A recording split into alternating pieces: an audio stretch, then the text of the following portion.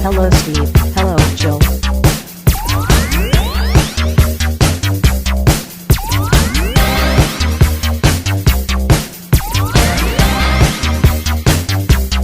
It's time to game classy. We go. All right. Yeah, no, it's they say really dumb fucking things like oh man, I got total vibes. Wait, what episode are you on, by the way? The ending was a cliffhanger. Okay, so you're on the second to last episode. You're on the penultimate episode. Oh, we're talking about the Mando, by the way, for those who just come in. No, they're like, oh, I got total Terminator vibes off that. I'm like, yeah, because it's about a robot who's programmed to take care of a baby.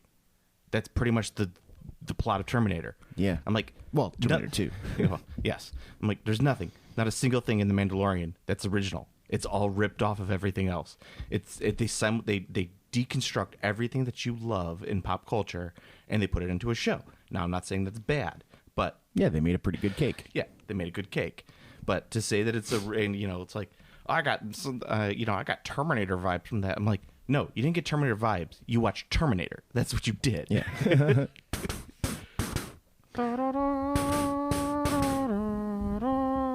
Yep.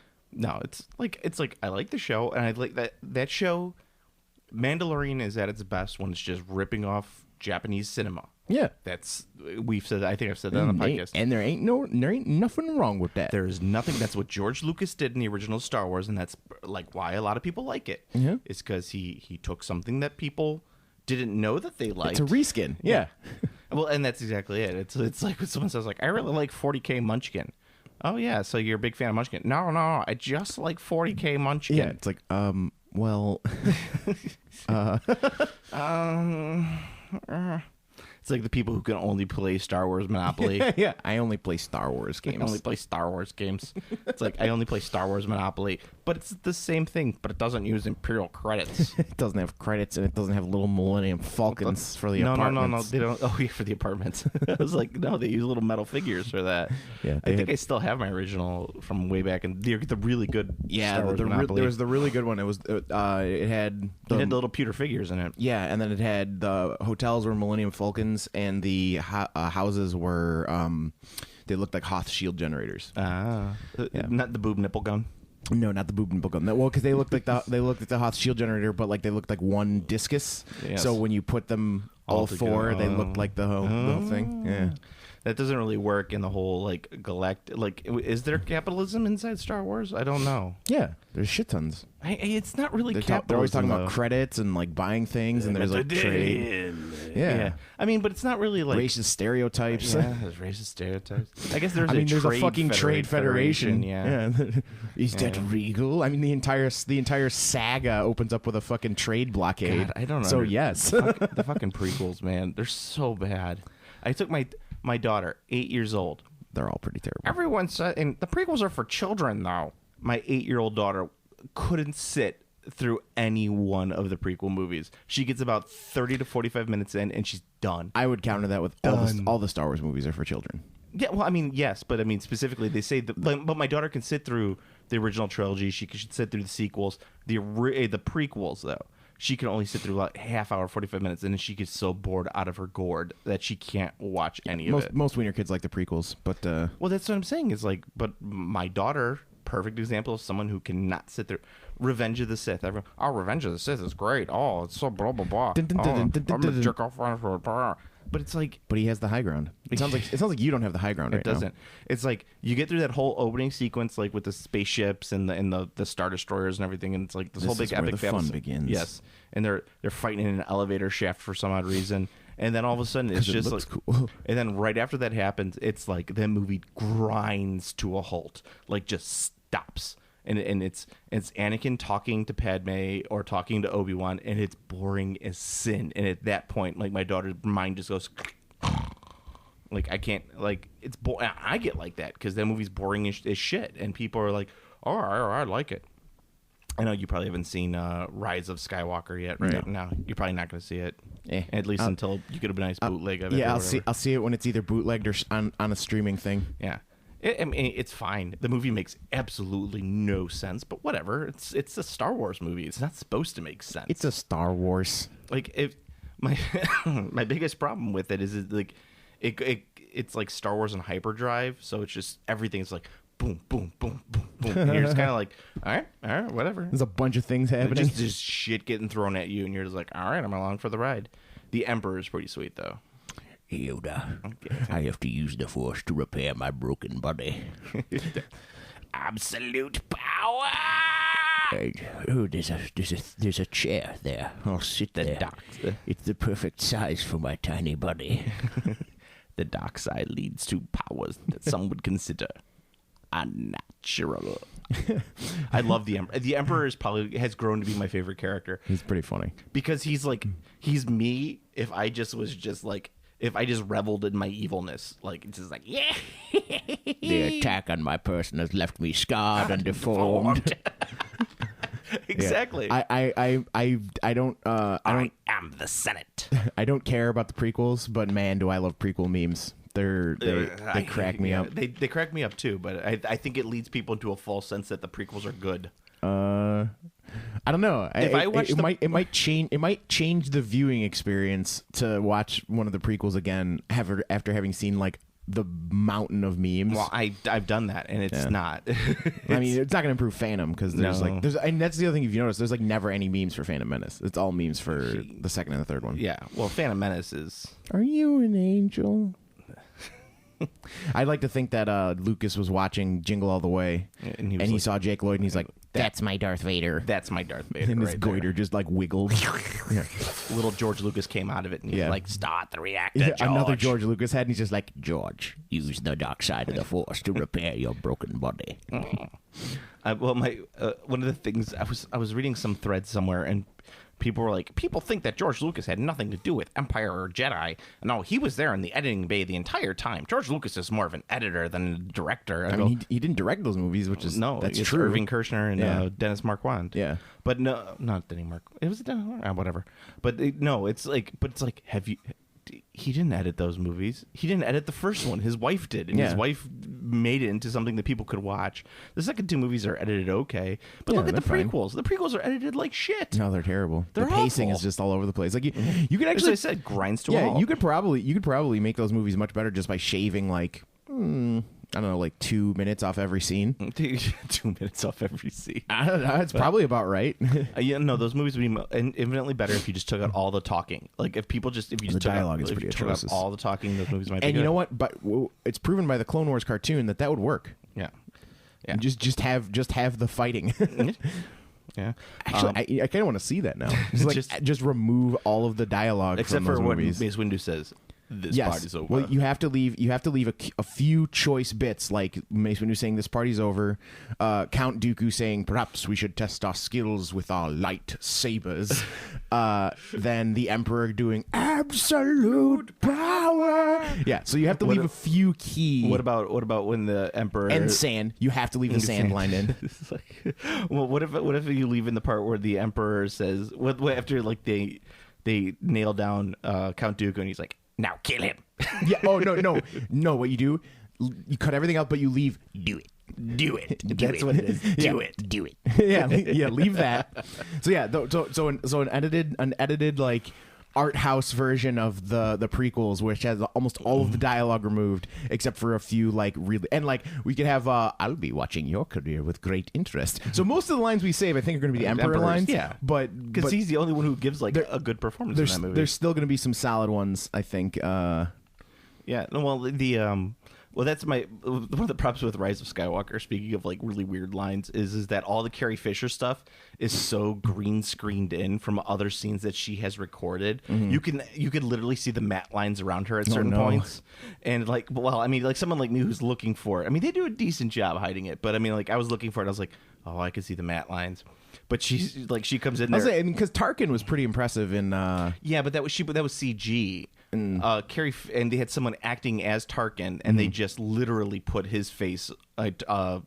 What's his face? His face. Peter Cushing. Yeah, plays on floor with his toy soldiers like an animal. It's true.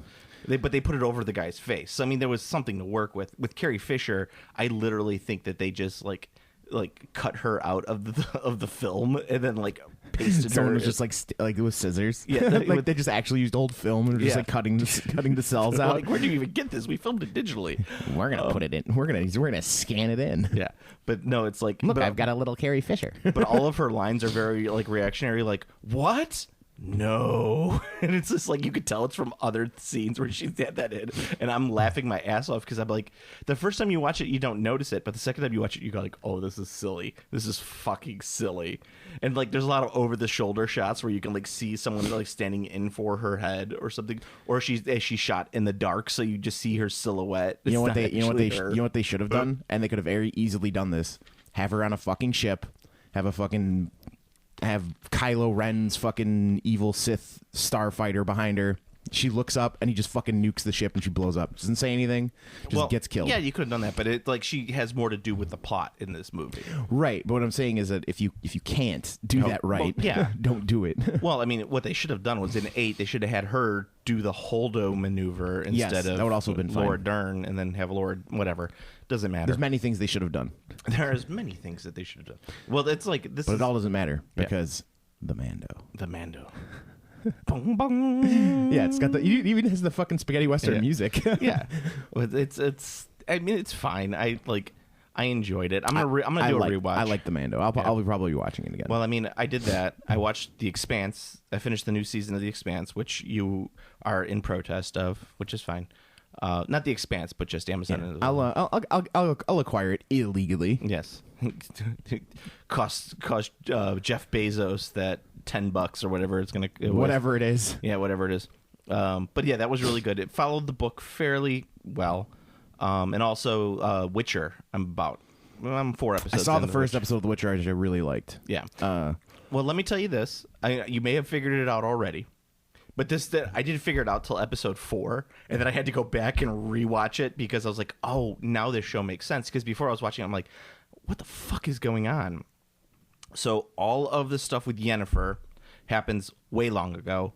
Geralt, or however they pronounce it, is in the middle, and then all the series stuff is in present time. So it's non-linear. Yeah. And I had no fucking clue. Yeah, the Witcher series is non-linear because the Witchers themselves are effectively immortal. Yeah. So like the way the stories are written are like that. Yeah. And if you played the game's like that too. Yeah.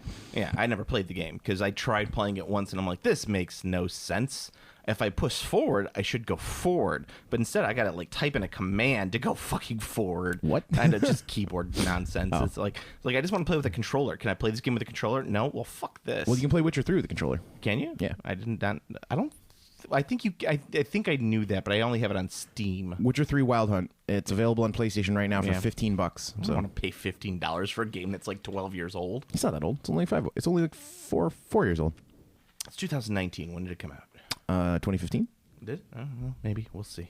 I don't think so. I think it came out in like 2001. You're just lying. Oh, I said Witcher 3. Yeah. Not the original Witcher. But I don't know. It's all the same. It's like, and why are all people talking in British fucking accents? This is a Polish fucking story. People should be like, the Witcher. I'm going to go do this. The now. Nilfgaardians in the game speak in a weird kind of like German Polish sounding language. That's what we should talk with. We're So- Polish.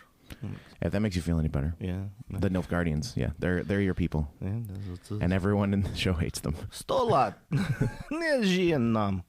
I don't know. But the 3 Polish listeners were like, he just said happy birthday. Dupayash. Dupayash. Pass me the skull. Skull. We're gonna dip. I know. It's like they should be like they're sitting there like eating like They should be wearing fucking pink and white striped Adidas tracksuits with gold chains over them. No, black with white stripes around the sides. No, they're old. They're old. They're yeah. old dudes. The older you get, the more garish the colors of your stripe of your suits, and they're all Slav squatting. Well, they actually just walk Slav squatting. The other thing is like you'll probably notice this more often is in the show whenever they're like. Whenever they buy anything or exchange goods, it's just everything costs a bag of gold.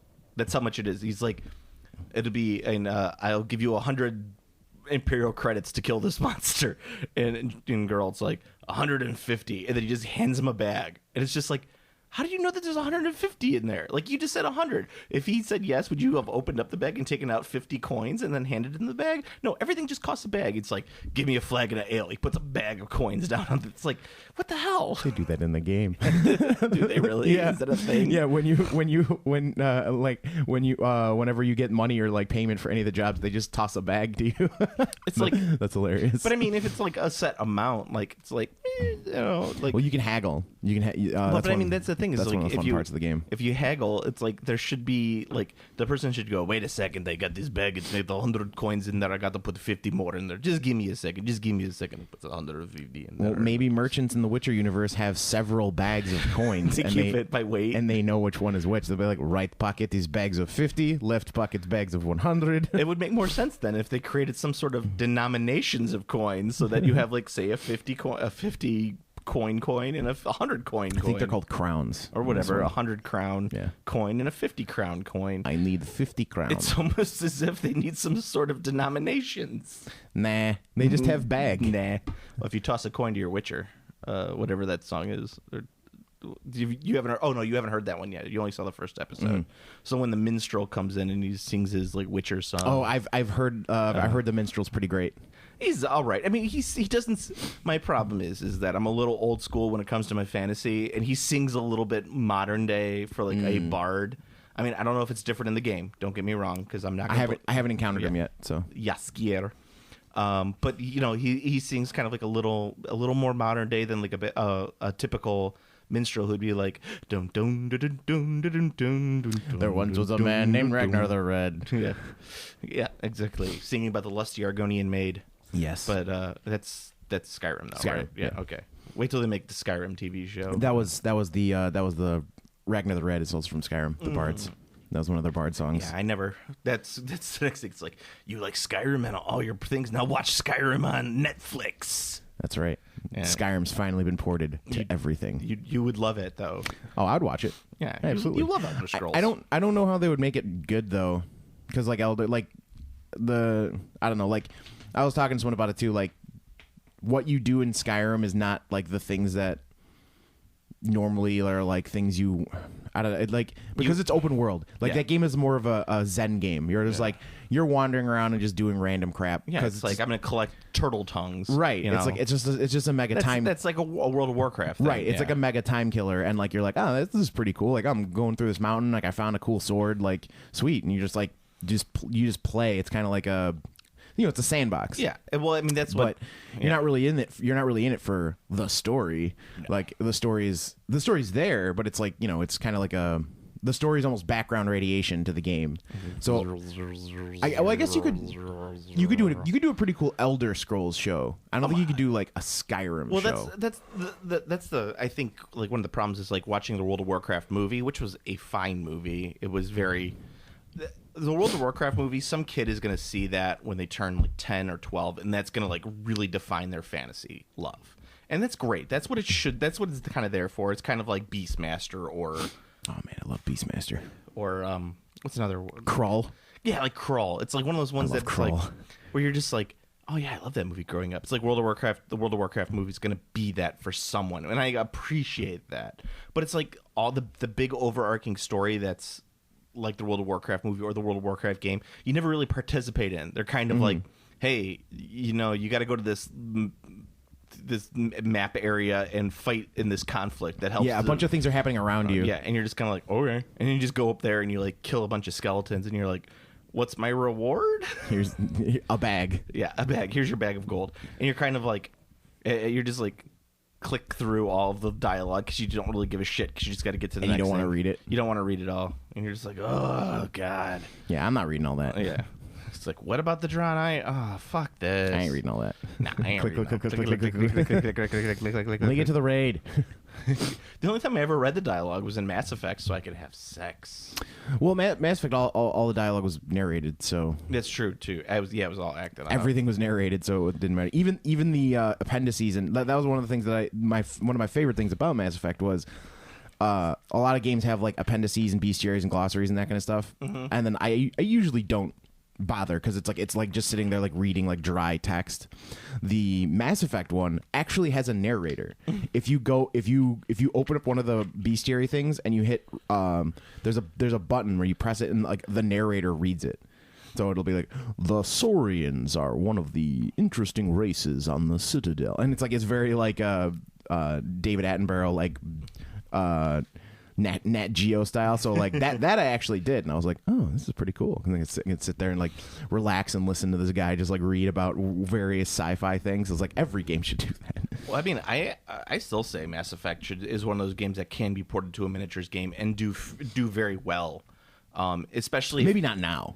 Well, I mean, maybe not now. There's a lot of ill will towards that franchise. I don't think there's any, and no one cares anymore. It's like that. Andromeda was pretty bad. I know, but it was bad. But no one gave a shit. Now that it's right, that's what I mean. I think there's like I think it's gone from like disdain to no one cares. So like you'd release a Mass Effect miniatures game and people wouldn't not buy it because they're like, fuck Mass Effect. They would just be like, what effect? Yep. Oh, that's right. I remember that game. Well, Mass Effect. I think Mass Effect 2 and 3 still have enough. I know you didn't like 3, but I think Mass Effect 2 and 3 have enough positive, like people enjoyed playing them enough that it would be But I mean, like if you use the Infinity system and reskinned it, I think it would work really well with it. And it's like you could do like a mixed warband, or I'm just gonna do all fucking Saurians, like fuck y'all. Or what's the guy, the doctor guy? What was he? Oh, Solarian. Solarian. Yeah, you could do all Solarians and be like, okay, whatever. I have scientists. I have the whole scientist crew.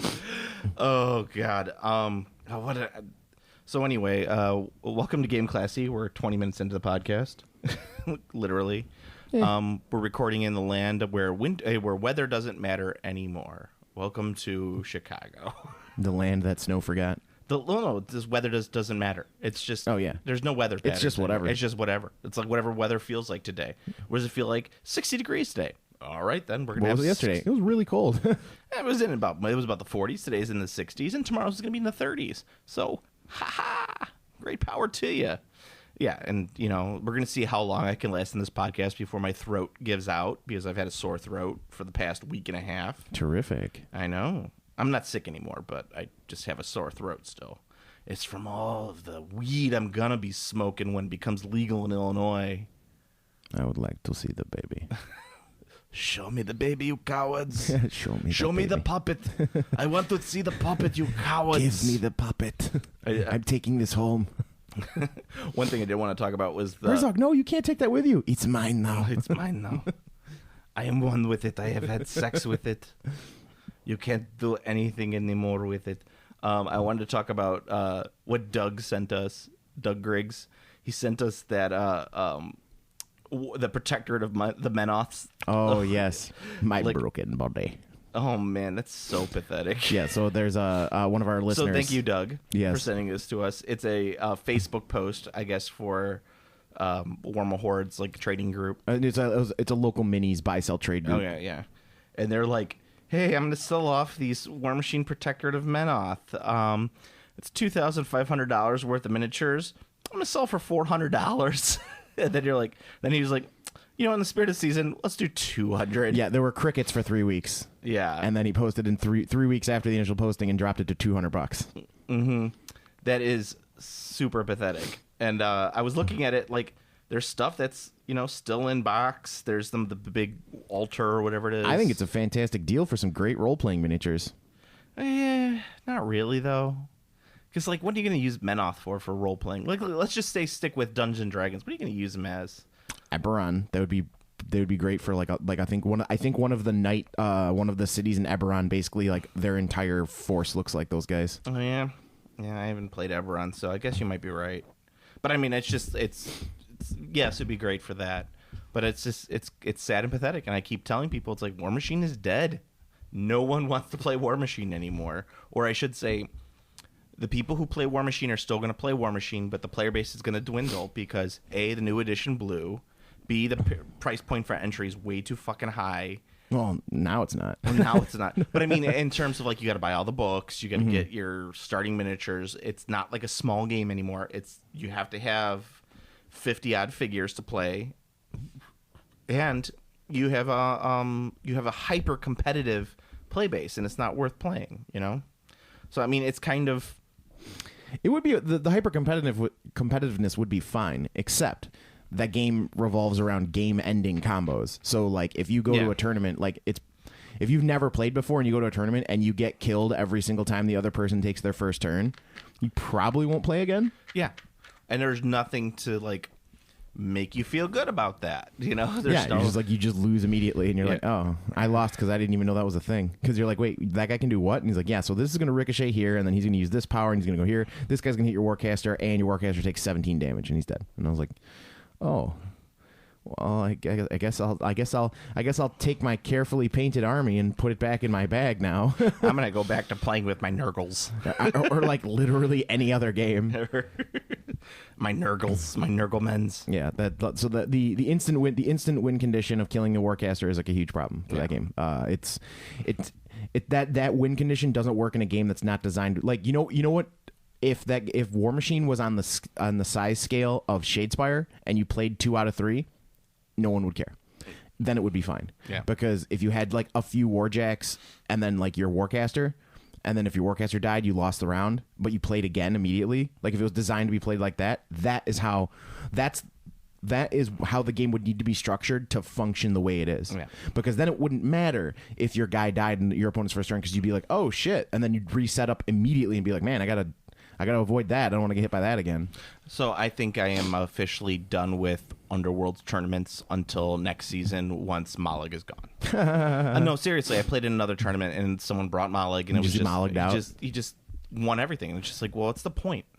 Like it's. I mean, granted, these are local. You got to bring your own Malig and I'm not that type. And whack them with your own. But I'm not that. I don't like that. I like more of like the moving around and attacking and doing stuff and like oh, I'm gonna put Malig on the table and then I'm just gonna do this and this and this and this and this stack on Malig and then you can't kill Malig. Oh yay! Oh, you didn't kill him in the first turn. Too bad for you. Yeah, I mean that's kind of how I'm like you know what, I'm done. I'm done. I still say that if you play against Malig in a tournament, I didn't do this in the last one, is that you let him kill your first guy, then you just concede and let him get 1 victory point, and that's it. Mm-hmm. Like, and that you teach him a lesson about bringing Malig to tournament.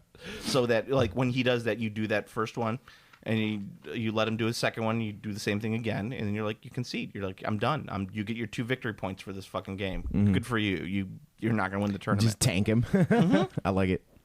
I know. Just be a spoiled brat like I am. Like I'm not gonna. Well, I mean that's an indictment of the scoring system in that game, which is fucking broken. Yeah, so and we have talked about that quite a bit. Yes, quite a bit. My broken body. My broken body. Excuse me, I have to take my nose candy. Oh, this will repair my broken body. This will repair my broken body. Yoda, what are you doing? No, I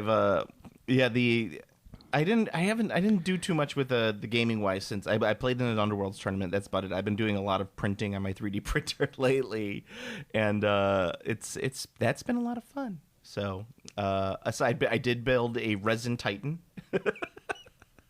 because I have problems. You need another one. I have now 3 Warhound Titans. That's a lot of Titans. Yeah, I'm probably gonna get rid of 2 of them though because the new resin one, it's like now.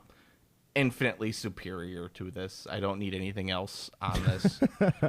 It's like, and then you have other stuff too. It's like you give the Games Workshop stuff out right now, and it's like, what's the big release coming up for 40K? Oh, Dark Angels. Yay! I thought the Sisters are out. Yeah, but they're done. It's like the Sisters. It's done. It's over with. You don't. It's like that's it. We're done. So now they're releasing some. They're re-releasing Dark Vengeance. Starter set Dangles versus Chaos Marines. Yes, and then they're gonna put out like a new Primaris Dangle, and you're like, oh, okay, a new Primaris Dangle Lieutenant. Yeah, it's like not that's not exciting, and I don't know, it's 40K, so 40K is just not that exciting either. Nope. And then fantasy wise, it's the Games Workshop put out the thing where it's vote for the model of the year. And it's like I wanted to give giving Obama the award meme for that. Like every time I see that on Games Workshop's Facebook page, I just want to post that because like Games Workshop giving Games Workshop the model of the year award. That's right. It's like, oh, you know what's not going to go to? The Asiarch Bone Reapers with the big stupid grins on their faces. Oh no, it's going to go to the dude who's sitting cross-legged on the chair that's feet. Oh, I love that guy. Oh, such a stupid fucking model. I love that guy. He's so cool. It's like the laziest thing. I was just like, I gave my chair feet.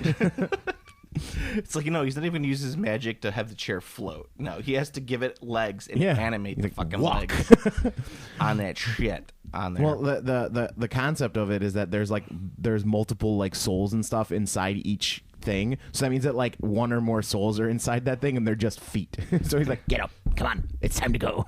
You have to walk. And they're like, oh, all we can do is walk. No, it's but I did see with the after Christmas sales. I went to a couple after Christmas sales just to kind of see what was up. I started seeing some of the Song of Ice and Fire stuff up for sale, and I got very, very close to buying it.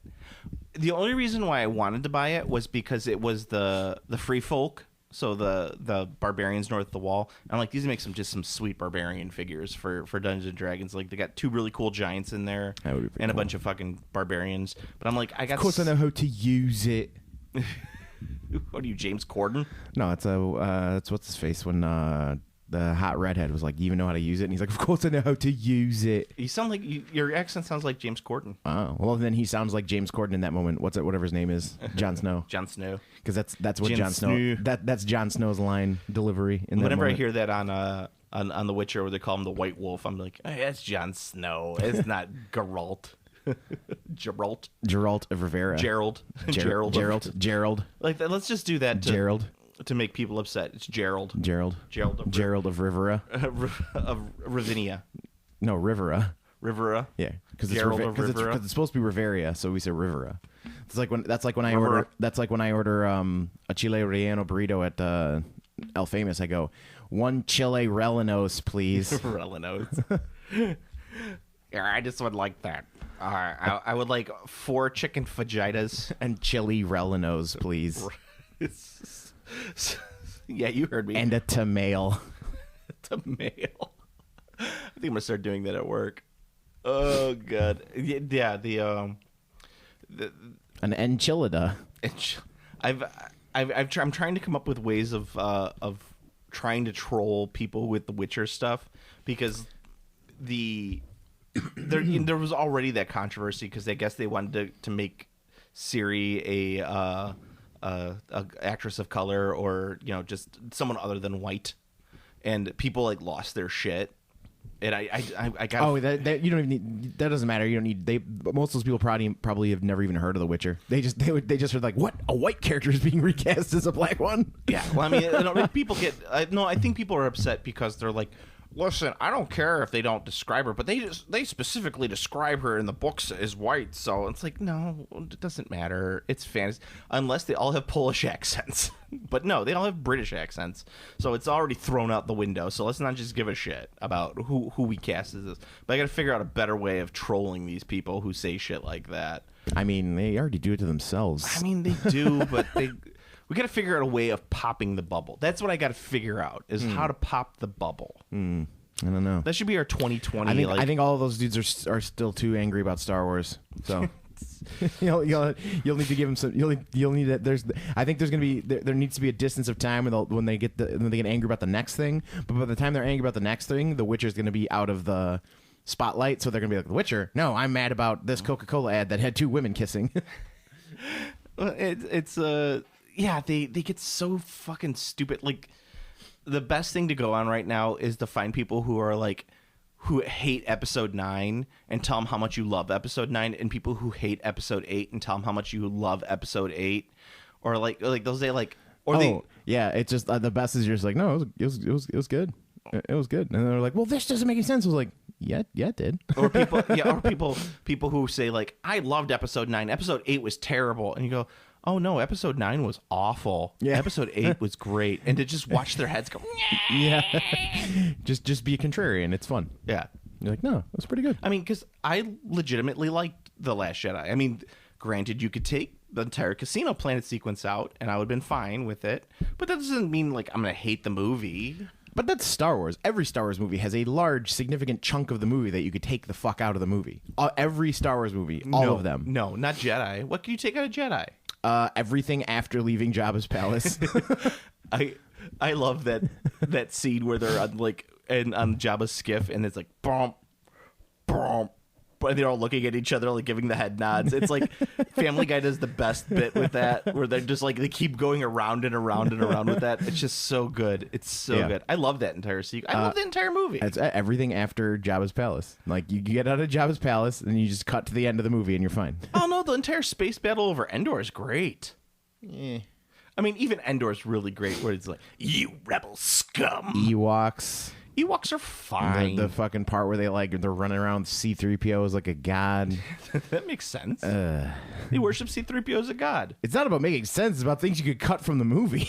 No, I mean, it makes narrative sense. It works. They get the Ewoks on their side. Again, it's not anything to do with it's just sense. It's just a metaphor for the Vietnam War, man. Look, man.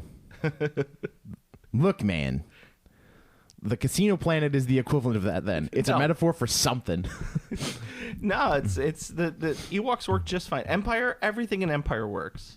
I mean, you got Billy D. Williams showing up, and that's kind of what's the best part about the episode. Hey, it's like Leia. I haven't seen you in a while.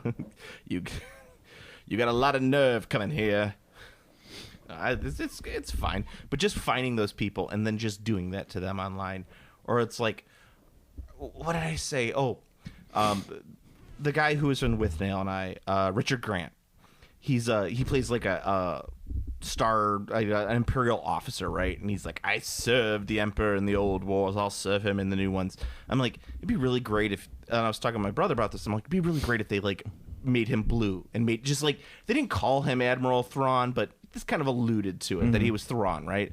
And I was like, it'd be great if they did that, but people would get so confused by it because they'll be like, I thought all Imperial officers were British guys. Like, why is this guy blue? I don't understand. He's like, and my brother's like, well, I think the nerds would get it. And I go, yeah, but the true nerds would get all upset about it because they'd be like, well, why you got to make this guy blue? Why can't he be white? I mean, he was white and blah, blah, blah. And I was like, their heads exploded when they put a woman and a black guy as two main characters. Like, you think that putting a blue guy in there's not going to have their head exploded just as much? A blue guy. Stupid libtards making blue people part of my Star Wars saga. The last great Star Wars nerd related moment I had was two dorks were arguing about Star Wars, and one of them turned to me like because the angry about the Last Jedi one turned to me and he's like, what do you think? Do you like the stupid Disney Star Wars movies? And I was just like, I like Lord of the Rings. He was just like, the answer was so unexpected, he like short circuited and was just like, then he like went back to arguing with the other guy, and I felt that was like one of my crowning achievements. I was just like, that was amazing. It's like I totally owned that guy just by saying I like Lord of the Rings. Well, he says that, well, you like these Disney Star Wars movies, and you just turn to him and say, I like having sex. It's just like the person's like, Joe, you do like those Star Wars movies. I go, yes, but I like trolling nerds more. I like Lord of the Rings. I do like Lord of the Rings. Yeah, that was The Hobbit. Yeah, that was pretty good. I was just like, I really got him with that one. But I think that's just like it in general. It's like, why can't we all just enjoy the dumb things that we enjoy? Like, don't read too much into them. Don't make it a lifestyle. Like, that's already the thing with this Witcher. It's like it's already becoming like the next thing that people are like throwing their lives into. It's like, I feel like people have this like mound of chips inside their body, and then a nerd fandom comes along and they just take all the chips and go all on black. And then they spin the wheel. They just keep moving the pile of chips. Yeah, and it's just, and they keep losing more and more. It's like so many people put all their chips on Game of Thrones, and then when that rolled, when they rolled Snake Eyes, it's just they were like, Snake Eyes, house wins, and then give me all your chips. Yeah, and then people are just so empty. So then they get a couple more chips, and they're like, "Oh, Witcher's here. I'm gonna put all of my chips on Witcher." And then it compounds over the time as the show is good, and then it gets to the finale, and then it just goes, and then they lose all their chips again. It's just like, it's good for you do that, but I like to spread my chips out a little bit, so I'm always kind of winning. So if I put some chips on the Witcher and it ends up being like a shitty thing, so be it. I still got my fingers in other pots, but it's like I can't I don't know. do it. I just don't take shit I watch that seriously. I Yeah. used to when I was younger. I mean, I could still see you over the course of this podcast. Granted, we have been podcasting for almost 8 years at this point, but you've had a couple fandom burnouts that have affected you quite a bit. I think your Mass Effect burnout was pretty spectacular. Oh yeah, but that was less. That was more about like they said that the game was going to be this and it wasn't. Yeah, but I mean, you still flamed out. You got upset about it. You burned all of your Mass Effect stuff. I sold them on eBay. Thank you. Same shit. That's not the same. There's a massive difference between being so butthurt you burn money. Yeah, but I've seen you like certain games. You just like liquidate everything. You're like, I'm done with this. I'm done. Yeah. Like it's been disappointing. So you've Well, yeah, but you've like I burned said, out, I mean, yeah. but that's still not. It's not my personality. No, that's no. what I'm saying. Like, Yeah. like if I'm doing something that's supposed to be fun and it's not fun, I will cease to do the thing. Well, a lot of people are defined by their specific thing that they love. Like so many people are defined as. Yeah, the joke is on Tinder is like watching The Office is not a personality, or marathoning The Office is not a personality. Liking Star Wars is not a personality. It's just one of the things that you enjoy, and I find that people who put all of their chips on Star Wars, it just becomes so much more that they have to either defend or tear down when craps is rolled on Star Wars. One of the two. They have to like. Their lives are so defined by it. Their lives are so defined by it that it's like I can't be defined by this social justice warrior But Star that's Wars. the other thing too. Like I just don't care enough to defend or champion things. It just doesn't matter. Like I'm gonna do what I'm doing. When I champion in quotation marks is like if I see something that I love or that I think is really good and I want other people to watch it, I'm going to champion it. Like, well, when I say champion, it's specifically like personality wise, and it's like me having someone like like if you were to say I was going to champion The Last Jedi, that means like I'm going to be online like 24/7 finding anyone saying critical things about it and like be like, well, you're wrong because of this. Well, exactly. But I mean, like, so The Expanse is a great example. It's like watch the fucking Expanse. The Expanse is fucking great. And people don't always know that, but it's like once they watch, I like Thomas Jane. It's like, oh, this is really good. This is a great show. A lot more Thomas. I've never seen the Thomas Jane show with him where he's got the Magnum dong though. Oh, Hung. Yeah, I haven't seen that one. But a lot more Thomas Jane this season. Just to let you know. Yeah, and I know he was. Oops! I dropped my giant condom for my Magnum dong.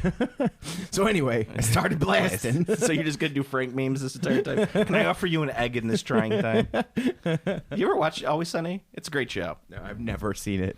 I do like the memes though. I think you'd enjoy Always Sunny. First season, a little rough, but no, it's because there's no Danny DeVito. Second season, when Danny DeVito comes in, you can just start right there, and it just. Danny DeVito just gets more and more depraved as the seasons go on because they're just like, what shit can we get away with? And I think part of the reason too is that when they're writing the show, they realize they only have Danny DeVito for like 5 days for filming, so they try and film all of the Danny DeVito stuff right away. So they're just like, let's just make this as crazy as possible to get it all out of the way and film it that way. But yeah, Always Sunny, great show.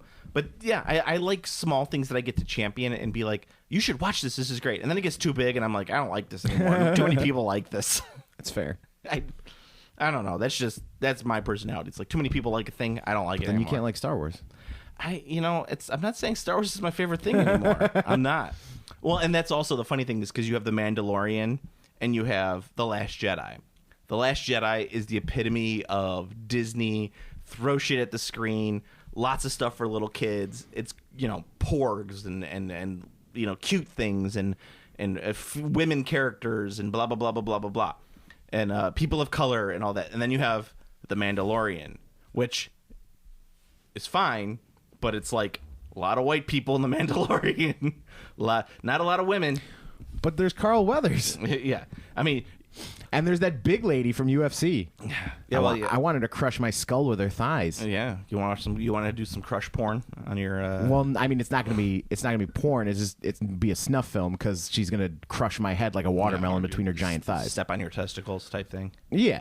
Yeah. It's a snuff film. Okay. Yeah.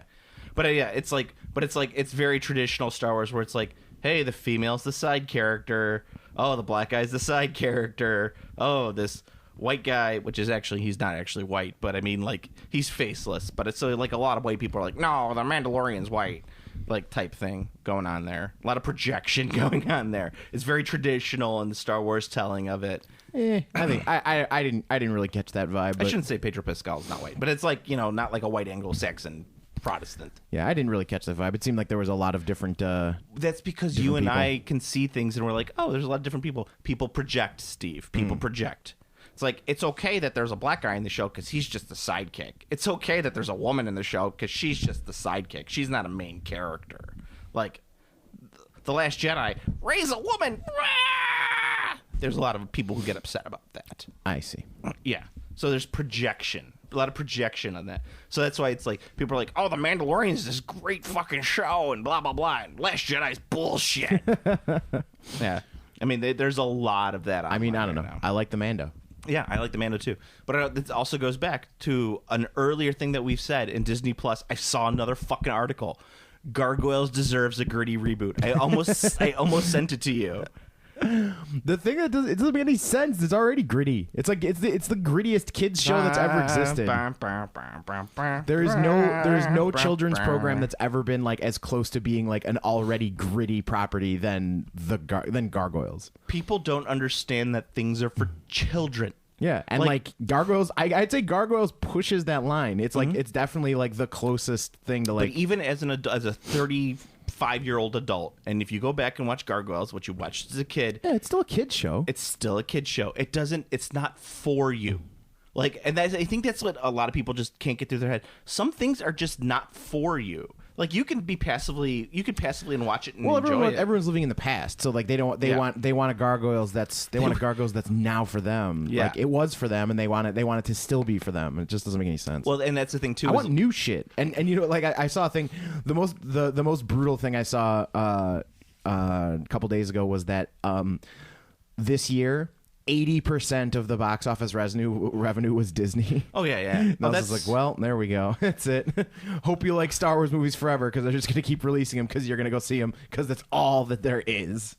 Oh yeah, for 100% sure.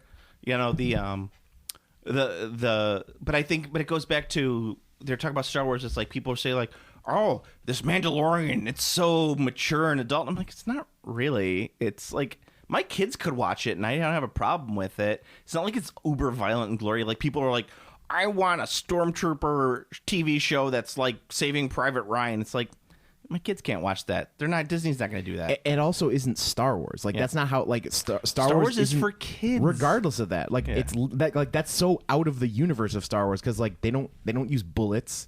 They use blasters, and like when you get hit by a blaster, you either disintegrate or you fall down. Yeah. Like there is no like blood exploding. Steve, we can make it gritty.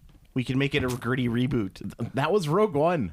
Yeah, there's the gritty. Rogue One is the gritty Star Wars movie, and people love fucking Rogue One. And I always tell people, I go, "Oh yeah, you liked how everything that happened in the first 2 hours of that movie it had no impact on the last 45 minutes of the movie?"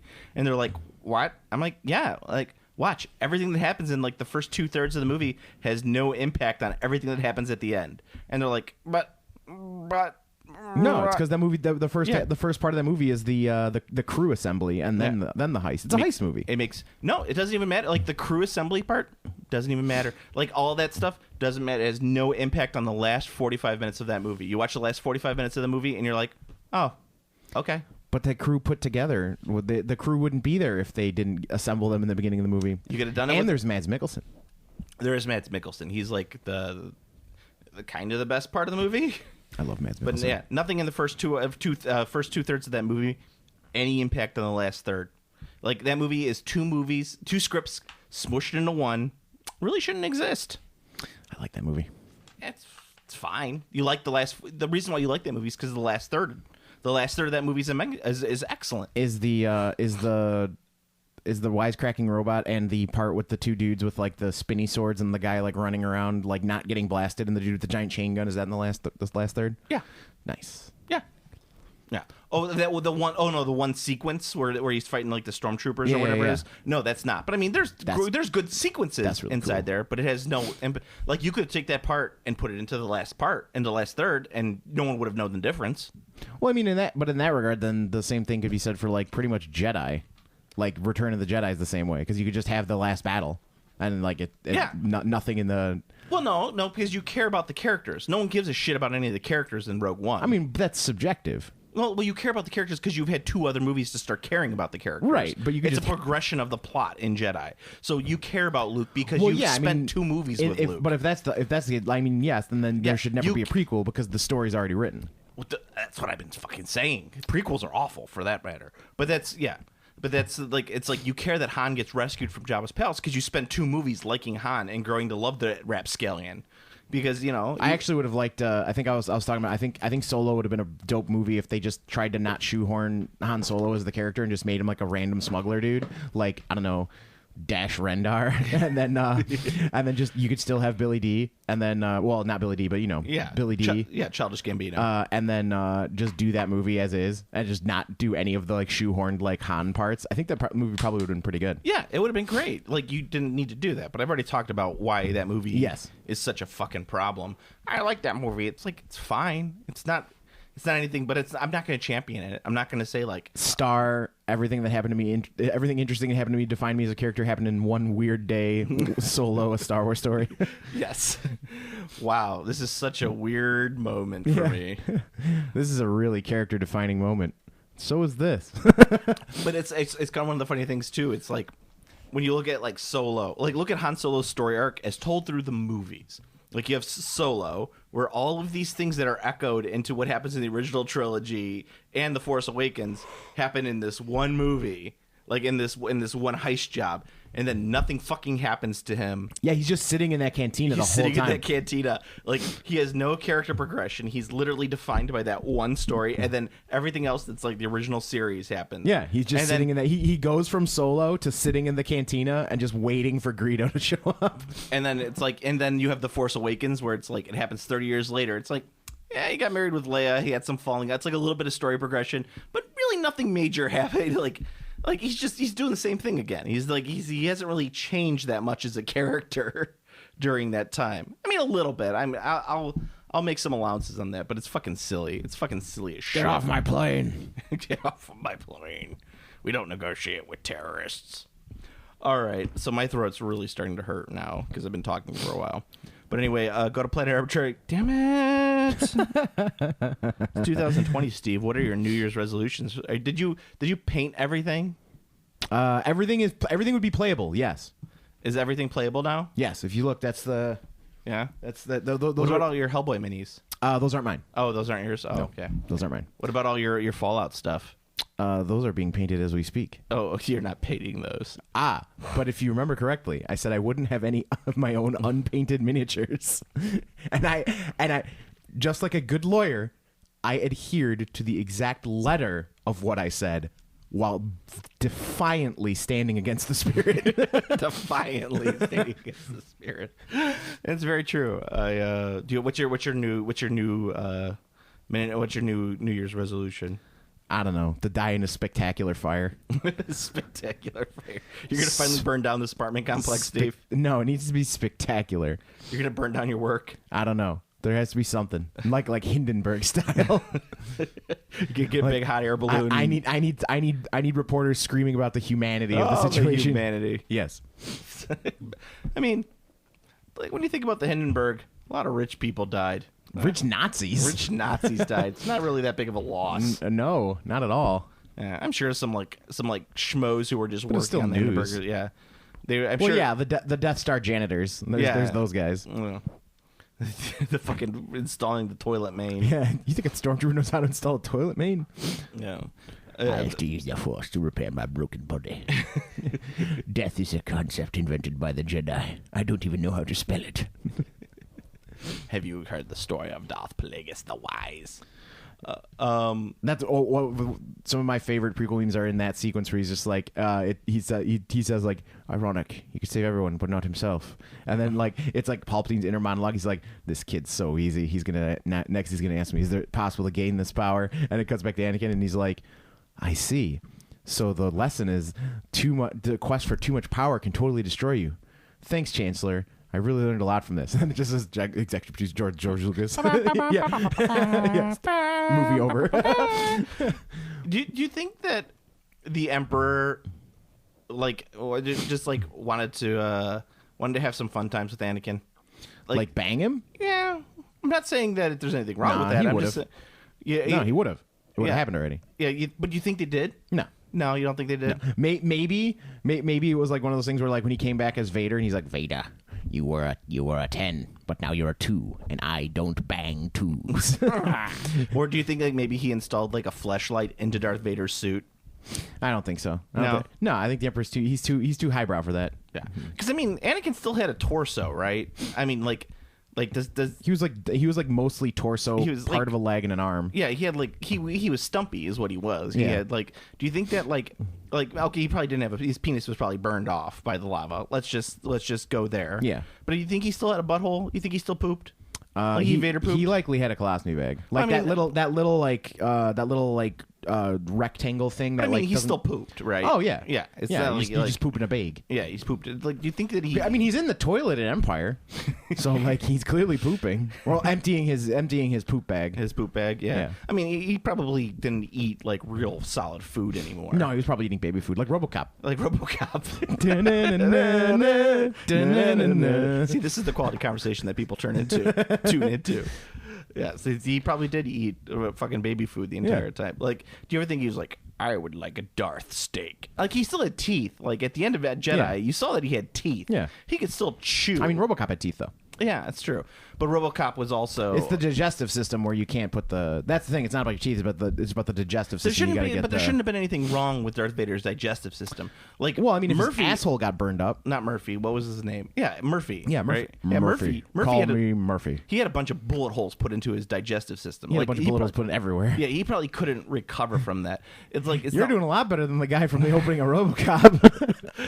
It's not like Darth Vader like had a bunch of like bullet holes into his digestive system was relatively intact. So like we have to there's levels of disbelief we're suspending because they're fighting by a volcano. Yes. And if a human being were that close to magma, their entire body would be liquid magma. Their entire body would be blistered and destroyed. Yes. So we're gonna say that because he got close enough. Not necessarily. You can I guess liquid magma that's flowing that fast. So he got close enough to the magma where he didn't touch it, but it ignited his body. I think it's safe to assume that he has massive burns all over every part of like anything that could be useful. So like he probably couldn't. Like, you think his esophagus is burned a little bit? Yeah, it has to be because he breathed in the heat. So, I guess. So yeah, he has maybe. internal burns.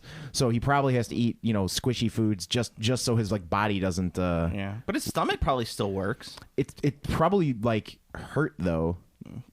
Yeah. It's not you're not it's like when you cook a hot pocket, the hot pocket inside also cooks. Not necessarily, because I've had hot pockets where the internal perhaps a hot pocket was not the best example. I was gonna say those things are usually ice cold on the because hot pockets can also be ice cold on the outside and somehow molten in the middle. But we'll go with like this one, like a McDonald's apple pie. Yeah, it's the same concept. You're like, this is cold, but my mouth is blistering. Yeah, it makes no sense. Yeah. See, that's why I think your theory is flawed. Well, I said perhaps hot pocket was the wrong thing. But let's say I'm trying to think of some soup. When you microwave soup, sometimes there's it's really hot, but the inside also gets hot. Like the only way I'm going to be able to solve this is if I take a human torso that's still alive and put it next to lava, Steve. Yeah, and also we don't know what that. You also have to chop him with a lightsaber first too. There's like you have to have you have to have the high ground, which is a disadvantage in the first movie, but an advantage in the third movie. Yes. So you have to do that. So you need the high ground. You need to have him flip at you, and then you flip, and you cut him, and then you land, and you have to let him burn. Yeah, but his wounds were cauterized by the lightsaber. That's the whole point of the lightsaber. Right, they were, but you can't recreate just part of the conditions. Yeah. You have to do it all. Oh, it's true. I guess and we could see. I mean, it's not. I mean, you could get another person who already is missing limbs, and then put them by the lava. We have to have a control group. Is what I'm saying. Yeah. is that we got to say, because I honestly don't think that the limbs. My hypothesis is, according to the scientific method as learned through 9th grade biology, is that the cutting off of the limbs really doesn't have anything to do with the digestive system. I think it has nothing to do with the digestive system. However, it does have less surface area to ignite, so it could create more wounds with the fire. Well, that's part of the reason why I'm saying is that we you have to test it. We have to test it. I'm pretty sure that the loss of wound in the limbs, the way that you lose the limbs has absolutely nothing to do with the digestive system. Well, it does change your ability to absorb the impact of your fall, so perhaps. And I'm also thinking that because they did not ignite as they were so close to that magma throughout the entire fight scene, is that whatever the magma was not like, let's say, liquid iron or rock, as most magma is on Earth. Probably something with a lower melting point that would... However, let's not forget the ultimate Star Wars defense. No. The Force. Yes. The only reason he got ignited after he got chopped is because he was in so much pain he couldn't use the Force. Or the Force left him. Oh, actually, no. No. Specifically, going by the canon of the prequels, he could no longer use the Force to defend himself from the heat of the magma because so many parts of his body were chopped off. He had way less midichlorians, so his Force powers were weakened. You know what? I'm with you on this one. So without the midichlorians. Yes, his Force powers were weakened because he lost he lost like a fourth of his body and limbs. Yeah. So he lost a fourth of his midichlorians, which means he no longer had the power to Force save himself. I'd say almost half his midichlorians probably at that point. If you lose both arms and both legs, that's true. So he lost half his midichlorians, and he no longer had the Force power to save himself from the heat. And Obi-Wan was fine, even though he got close enough to the fire, like almost equidistant to the magma as Anakin, and did not burst into flames. He was able to continue using the Force to defend his body. To defend his body. Yes.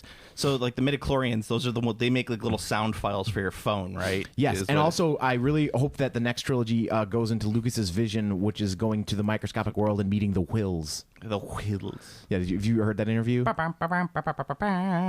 tell me you've heard that interview. Yes, I have heard. They all get really tiny. Everyone gets really tiny, and they go to investigate the Whills who control the Force. Oh man, George Lucas. The Disney trilogy betrayed Lucas's original intention. Yes, it did. Thank God. But you don't want his original intention. Oh no, people do. They want to see the Whills. Well, you see, because the Whills are actually white people. Look. Oh, that's why people like this. All you need to know about everything you need to know about Star Wars is that the guy who offers Obi-Wan the Death Sticks in Attack of the Clones, his name is Elan Sleazebaggio. Yeah. And that's his actual fucking name. That's fucking Star Wars. Yeah. Elan Sleazebaggio. My favorite thing about Star Wars, the modern Star Wars, is Darth Icky. Darth Icky. My favorite thing about modern Star Wars is that still, like, the names are so bad. Like that. Well, I shouldn't say that. It's like they shoehorn so much into the new Star Wars that, like, you don't even remember people's names anymore. It's like you just don't care. Yeah. Like Qui-Gon Jinn's official hairstyler was named Elon Hairstylos. Was it really? Yep. No. That was his barber. His barber was named Elon not Elon, something Hairstylos. I don't think so. I think you're lying to me. There's no way this could be true. It's not possible. Search your feelings. You know it to be true. No. Just like the fact that the Cantina Band were jizz whalers. They were jizz whalers. And they played jizz. Yes. That is true, and that is canon. That's still canon. It was in the movies. Hairstylos wouldn't be canon. I don't think anymore. it's actually in the movie. I don't think they use the word jizz music in any of the movies. Well, that's where you get into the so obviously the Star Wars canon is fucking all over the place at this point. Yeah. But there's supposed to be like the defined line of what it's quote unquote should be right now is if it's in the films or basically anything that's on Disney Plus. Yeah. Canon. Yeah. So the Clone Wars cartoons. Disney Plus non-Lego is considered canon. Yes. So like Clone Wars cartoons, the prequels, all that stuff, that's canon. Mm-hmm. Literally everything else that has ever existed for Star Wars, not canon. Yeah. It is out. Games, unless the game specifically states otherwise, it's out. However, as I will say, the game classy definition of canon for Star Wars is literally just the movies. I like everything. No. I like everything's canon, yes. especially where it's contradictory. It's like, yeah, Mara Jade also exists, and all of those other kids that Leia and Luke had also exist. But this is just about this Ben Luke and Solo. Leia had kids together. Yeah. I mean, that's actually that was a thing for a little while, but that.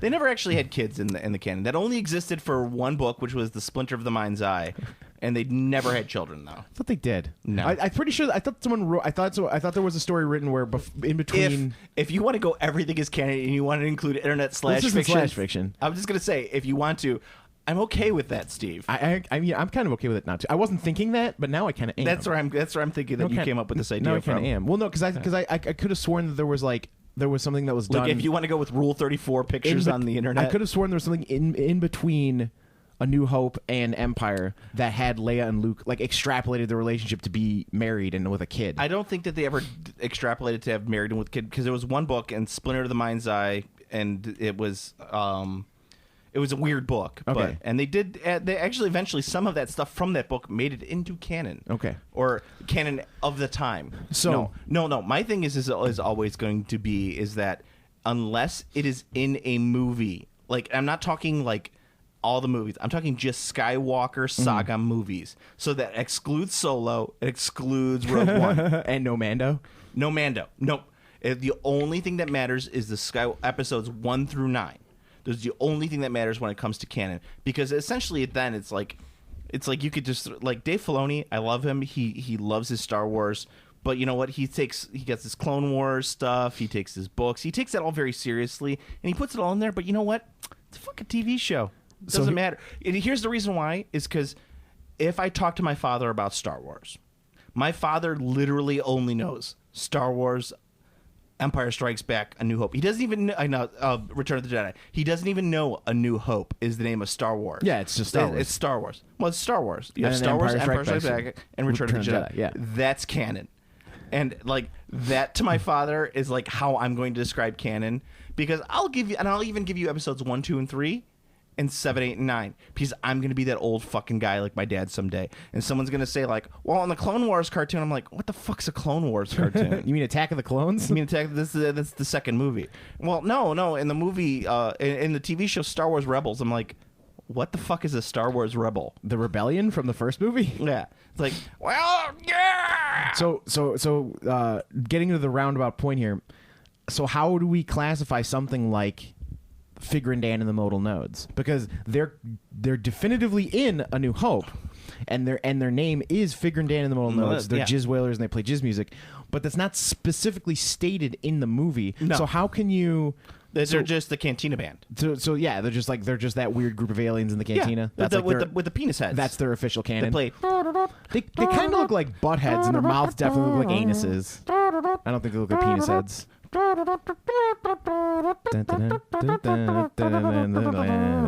droids in here. We don't allow their kind.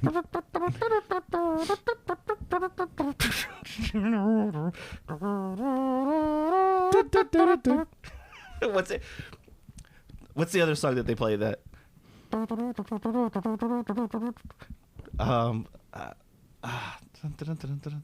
Whatever, it doesn't matter. It's but yeah, they're just they're the Cantina Band. It's you and I know that someone wrote in a Star Wars book that they're called Figure and Dan and the Modal Nodes. That was actually Lucas. Lucas said they're Figure and Dan and the Modal Nodes. He said that they're jizz music. They're jizz whalers. Listen. George Lucas, old news. George Lucas isn't canon. My favorite thing about when Lucas was the arbiter of canon was that was my favorite time of Star Wars, because it made people so confused and angry. There was the planet Stoojan. Oh yeah. Do you know about the planet Stoojan? That's Obi-Wan's home planet. Yeah. And it's Stoojan because of Jon Stewart, literally Daily Show Jon Stewart, because he was joking with George Lucas, and George Lucas just was Obi-Wan's home planet is Stoojan. And it's that becomes canon. Oh yeah. No. There's all that stuff is nonsense, and it's it's great. It cracks but me as up. I always say, it's just do that, and that's a great way to troll nerds. No, the guy from Mandalorian is IG-11. He's an IG-88. No, he's not. He's IG-11. He's an IG unit. He's an IG unit. Well, there was a couple IG-88s. No, there's not. There was one IG-88 who was on the Star Destroyer who was told to go get fucking Han Solo or whatever have you. Or I don't even remember why Darth Vader had the bounty hunters on that fucking track down the. I have absolutely no idea. They were there to look cool. Yeah, they were just there to look cool, which is cool by me. It's fine by me. I don't give a shit. But you know what? Nothing else fucking canon. They were there to look cool and to give a reason for Boba Fett to be in Cloud City. Boba Fett? Where? Yeah, remember, Boba Fett got knocked into a fucking pit by a blind guy. Yeah, he did. Cool character. Hey, he was a clone. He was baby Boba Fett at one point. He was a clone of the original of Jango Fett. Lame. Jango. Yeah, and he grew up and he picked up his dad's helmet and dad's head fell out. At least that's how I remember it. Yeah. So go to Game Classy Facebook page. It's the Game Classy. Best way to get in contact with us is on Facebook. It's how we will 99% of the time, if you contact us through the Facebook page, we will send you a reply back. Even if it's just a thumbs up GIF, we will reply back to you. You can also check us out on the YouTube page. I don't know why. I put it up there because I got none better fucking do. Put it up there. People sometimes they'll comment on there and I'll look at it. I'm just like, I don't have time to go log into YouTube and fucking comment back on this or whatever else have you. Sorry guys, but that's just the way that the cookie crumbles. But the best way you can help us out is like, comment, subscribe on the iTunes. Oh, I could check right now and see if I have actually any new comments on iTunes. That's a great use of time, but why the fuck else are we? What the fuck else are we gonna do right now? Sleep? Sleep? No, I don't think we're gonna sleep. Let's see. Ratings and reviews. Oh, we do have one. The most balanced and thoughtful review of Pathfinder 2nd Edition I have ever heard. These guys are like the Shields and Brook of tabletop gaming. What's Shields and Brook? Shields and Brooks. I don't know. But we have given really great reviews of Pathfinder 2nd Edition, which is that it's not Dungeons and Dragons. Yeah. It's not 5th edition Dungeons and Dragons. It's all right. Why are you playing it? It's all right, I guess. Oh, you want your feats. That's the reason why you want that. You want all those little cards so that you can defeat the plans of the Dungeon Master. That's what Pathfinder is. Defeat the plans. Yeah, you want to defeat the plans of the of the Dungeon Master. I guess you could say that in the end of Revenge of the Sith that Obi-Wan really defeated Anakin because he cut his feet off. Yeah, he was defeated. My buddy. I don't know. Did I ever read this one? Oh, that one was from Ned Patrick, by the way. I don't know if I ever read this. I don't know if I ever read this one too. It's Joe and Steve are great to listen to, but shockingly expose the state of middle-aged gaming. I don't believe Joe even plays games anymore, just holding on to the halcyon days of relevancy while poo-pooing on anything new. Steve seems to play games, but due to latest age capitalism, is stuck in a cycle of work to pay for distractions while longing for the feel of Sakura blossoms on his face. I would look forward to every new episode. Wow. 5-7 would recommend. Whoever fucking wrote that totally has us down. Yeah. I still play games. I love that. Whoever said that, I love that review. I love you, and I love that review. I still play games. Not as often as I like to, but I do play games. I've narrowed it down to like 3 games that I play. I play Age of Sigmar, I play 30K, and I play Shadespire. But I'm not playing Shadespire anymore, at least competitively. Molag. Until Molag has been nuked. And all those people who play Molag decks have to go shuffle off to Buffalo. He's still allowed to be played, but I mean, it's not like in the newer editions, but all of like the cards that make him any good are going to be gone, I think. Right. So yeah. So fuck that guy. Actually, I think that the ogre... the new ogre guy is going to be the new Molag, I feel. But I don't know. Whatever. I don't give a shit. Yeah, the best way to help us out is to like, comment, subscribe on iTunes. You can also like, comment, subscribe on YouTube, but I don't think anybody even gives a shit about that. Man, you know what I could really go for right now? Chicken sandwich. That's what I have a taste for. Just like a regular chicken sandwich or like a chicken salad sandwich? No. Like a fried chicken sandwich? Like a fried chicken sandwich. Okay. Not like a deli chicken sandwich. Not like a deli chicken sandwich. I don't like deli chicken. I see. I like deli turkey. I don't like deli chicken. I see. Deli turkey is way too dry for me. Chicken. The chicken. Yeah. The deli turkey is the way to go. I see. Yeah. I'll likely be making a vegetarian soy protein patty. That sounds very Steve. They're pretty good. It sounds very Steve. Yeah. Like, look, man, I'm going to eat less meat in this new year. That's going to be my new thing. But I'm nowhere near getting to the Steve levels. It's good. Yeah.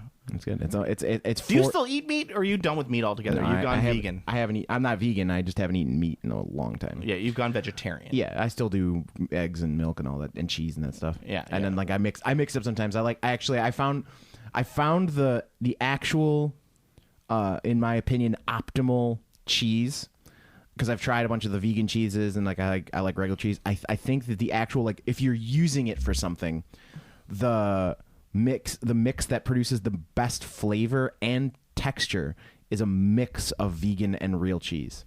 Like, you take the vegan mozzarella style shreds and real mozzarella, and you basically just mix them like 1-to-1. Listen, you soy boy cuck. And you use that together. They're real good. Yeah.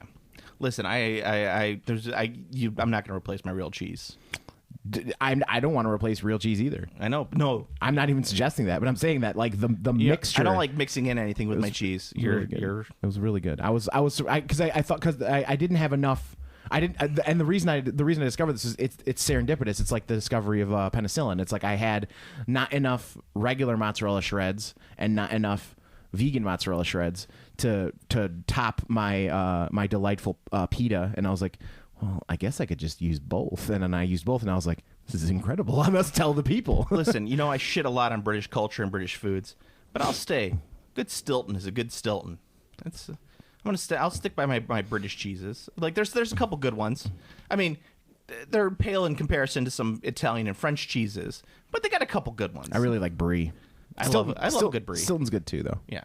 That cheese, you can't. There's not even like a vegan attempt at those cheese. You can't. It just doesn't work. Like, the only vegan cheese you can do is Swiss and mozzarella, like, slices. Because in most cases where you're using that for, it just doesn't matter because you're throwing it on a burger. Mozzarella is like, just mozzarella. I like mozzarella, but don't get me wrong. Mozzarella is just a standard, like, it's one of the easiest cheeses in the world to make. Right. You Yeah. know? It's but like brie, like a cheese that's designed to be like, you take this piece of cheese and eat the cheese. You're trying to get some specific texture, flavor. Right. Yeah, and you can't replace that. That's not a thing. Cannot replace that. All right. Anyway, so Steve, until our next cast in the new year, until the next decade. I only do Star Wars casts. Game Classy.